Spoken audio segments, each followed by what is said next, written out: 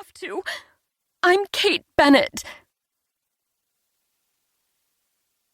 1. Abby. Now. I nervously fingered the chain around my neck. The small locket held Mom's picture, and I'd been wearing it since she had disappeared. We had finally buried her 5 years ago, but it was hard to have a funeral when you didn't have a body. Dad had assured me it was okay, and that families did it all the time. Like there were other kids whose moms had gone shopping and had never come home.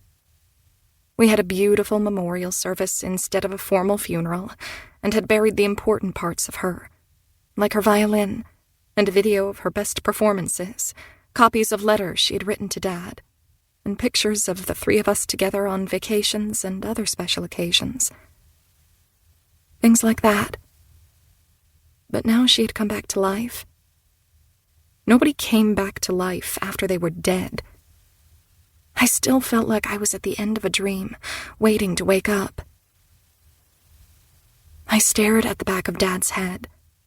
The long hairs on his neck had curled from sweat, like they did when he worked out.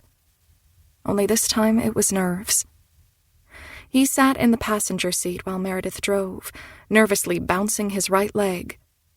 She had insisted on driving, and normally Dad would have put up a fight, but he hadn't said anything. He hadn't said much since they had broken the news to me. I'd known something was wrong from the minute they had walked into my room without knocking. Dad always knocked first.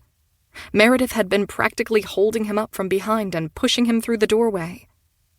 Her hands were shaking, and her face was pale, but she looked good in comparison to him. His pupils were huge, so big they had overtaken the green of his eyes, and he held them open like he had forgotten how to blink. I'd never seen him so wrecked. I jumped up from my bed where I had been working on my science homework. "Dad? What's wrong?" I stood in front of him, but he looked past me like he wasn't seeing me, and he gazed out the window behind my desk like there was something important outside that he needed to see. "Dad?" His Adam's apple moved up and down as he wrestled with his emotions.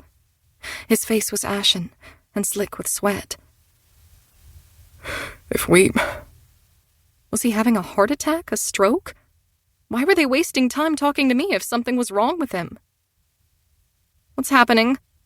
I turned to Meredith. "What's going on, Meredith?" "We just received some very shocking news." Her voice caught as she spoke. "Why don't we all take a minute and sit down on your bed?" Maybe it was Caleb, or Thad. Wouldn't they have texted me, though? But Meredith would have been in worse shape if something had happened to one of her sons, and she had been the one helping Dad to the bed like he had been injured, so it had to be him. Something was wrong with Dad. My worst fear was coming true. It had been my greatest fear since I'd lost Mom, losing Dad. Anxiety rushed through me.